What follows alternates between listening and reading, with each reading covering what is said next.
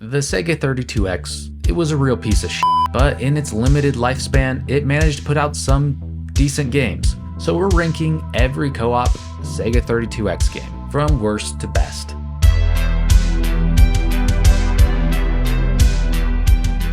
Here's a confession. I don't know a goddamn thing about wrestling. I didn't grow up playing wrestling games. I don't know how to decipher whether they're good or bad.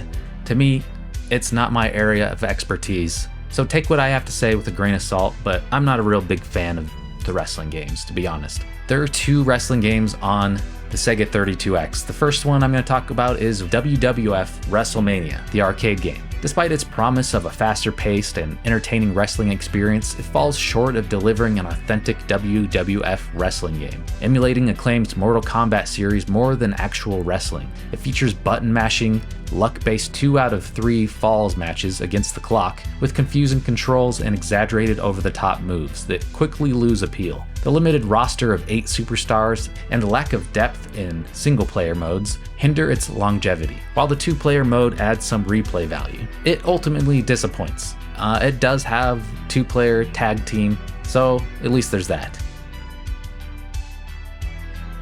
And then there's WWF Raw, which is a bit better, but it still comes up short. With only 13 playable characters and a lack of depth, it's a far cry from the expansive wrestling games of today. While it includes some recognizable WWF superstars like Bret Hart and Shawn Michaels, the character roster has its quirks. The gameplay is mechanically sound, but lacks the signature moves and personal styles of the wrestlers, opting for generic super moves instead. Despite its serviceable combat system, WWF Raw lacks the personality and charm one would expect from a wrestling game based on a popular American promotion. Okay, now I'm going to talk about NBA Jam Tournament Edition. I don't really need to get into this, okay? Everybody knows NBA Jam. This is another really great version. It's just NBA Jam. It's nothing new. This one doesn't offer anything special. It's the same solid gameplay you experience in other home console versions. So yeah, this is a solid version, but it doesn't add anything new. When I'm playing Sega 32X, I'm looking for unique experiences. Why the hell would I go to NBA Jam? Alright, I could play that on pretty much every console ever made. No, I'm not going to go through all of that effort of connecting this little thing onto my Sega Genesis and plugging in an extra power adapter just to play NBA Jam. Not something I would ever do. This exists, and it's good, so there you go. But there's other games that I'd prefer to play on this console. Kalibri, a lesser-known game by Novatrade for the Sega 32X, is compared to the more famous Echo the Dolphin. Released in 1995, it introduced a unique storyline involving crystals and a hummingbird named Kalibri. Kalibri is a shooter game where players eliminate enemies to help hummingbird friends. The game offers a variety of weapons and enemies, though some may be invulnerable. Graphically, it shines with detailed sprites, lush backgrounds, and vibrant visuals, making it one of the best looking 2D games on the 32X. However, the audio is kind of monotonous, and the music and sound effects are pretty weak. Overall, it's a pretty average shooter, but the unusual theme and gameplay make it stand out a little bit. But it's definitely not one of the best co-op games on the system. Star Wars Arcade for the 32X is one of 2 of the 32X games I actually had as a kid. The game is a port of the Model 1 arcade version and showcases the capabilities of the 32X hardware. The graphics are pretty good, closely resembling the arcade version, while the sound needed a little bit more work, but the gameplay is solid. It offers a behind-the-view shooter experience with fluid 3D movement, and players can pilot an X-Wing or another ship. The gameplay is responsive, but some levels may feel repetitive. It offers limited replay value, primarily focused on achieving high scores or trying the slightly different 32X mode. But there can be some fun when you play it in co-op. The second player just controls a little cursor, so obviously it's not ideal, but to me, I have a lot of nostalgia with this game, and I really enjoyed playing it when I was a kid.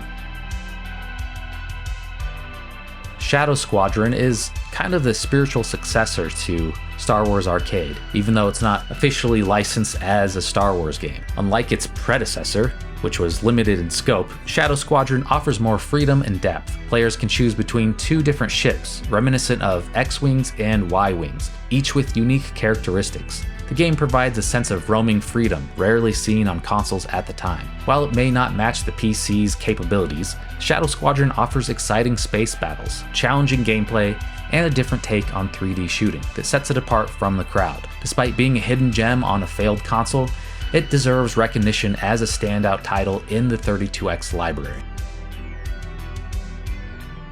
So the other game that I had on the 32X when I was a kid was Knuckles Chaotix. To me, this has always been the best exclusive game on the 32X. And it's crazy that they never port this in any collection. So it kind of goes under everyone's radar. And to me, I think it's probably the best co-op Sonic game yet. Although I know a lot of people don't really like the ring mechanic, I actually enjoyed that because in Sonic the Hedgehog 2 and 3, Sonic just zooms through the levels and then Tails is just left in the dust. So you end up not having a great time as a second player until boss fights. But in this game, you're forced to work together. Obviously, if you're playing with a less experienced player or someone that's not very cooperative, that could be a lot less enjoyable. But if you work well together, this is a really solid co-op experience. And just the fact that there's so many characters to choose from in here, I think it makes for a really interesting experience. And the graphics are absolutely beautiful. I love the music in here. The music from the first level especially, every time I hear it, it just brings me back to my childhood. Like I said, when I got my 32X, the only two games I ever had was Star Wars Arcade and this one. Little did I know, these are two of the only co-op games on the system, so I got lucky when I was a kid, apparently. Knuckles Chaotix is one of my favorite Sonic games ever. I hear a lot of people complain that the level design is a little too basic, and I think that's fair. It doesn't have the multiple levels like you're used to in Sonic, where you can run through the levels and choose to go top, middle, or a bottom route. That being said, the graphics are so beautiful, and the music, it's just really upbeat and it makes you feel happy. And playing it with a friend and being able to choose the characters you want to play, I think that's what sets this apart and makes it the best co-op game on the Sega 32X. And it's one of the few games that's exclusive to the system, and it was never ported to anything else. So this alone makes owning a Sega 32X worth it. This is one of the most impressive ports of any game, and I'm talking about Doom Resurrection. Now, of course, the original version of Doom on the 32X was not good. It was sluggish, the screen was very small, you couldn't even fill the full screen, it had a lot of problems. But this is a ROM hack that, honestly, saying ROM hack, it does it a disservice, because this is basically a full remake of Doom on the Sega 32X. They added so much, added full screen capabilities, they added a widescreen capability, there's improved graphics, improved sound, improved enemy AI, but the most important thing that they added to this was split screen co-op. If this actually came out in the time of 32X, I think this would have been considered the best home console port of Doom. And to this day, if you're playing on an old console, this is the only way you can play it in split screen co-op. Of course, the PlayStation 1 version and Jaguar and Sega Saturn version and the PC versions all had co-op and deathmatch options, but you needed to do a system link. There was no split screen options. Now, of course, there's, every modern version that's come out of Doom has split screen options, but back in the 90s, that just simply didn't exist. So being able to play this on vintage hardware in split screen, I think is such a cool thing.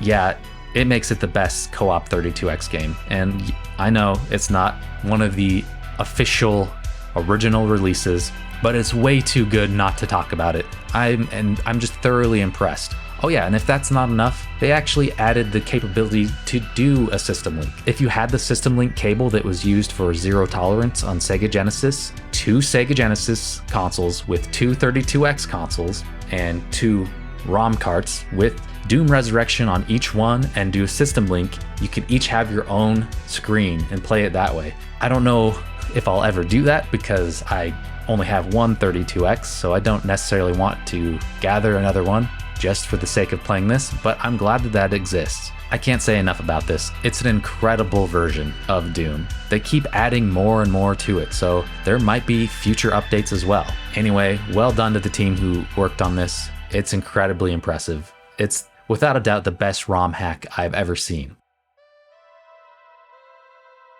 So those are all of the co-op Sega 32X games. If there's anything that I missed, which I don't think I did, go ahead and let me know. And if you enjoyed this video, go ahead and subscribe, because we talk about couch co-op games every week. We talk about retro games, we talk about modern games, and everything in between. Always couch co-op. And take a look at this video. We talked about every co-op Sega Master System game. Thank you for watching.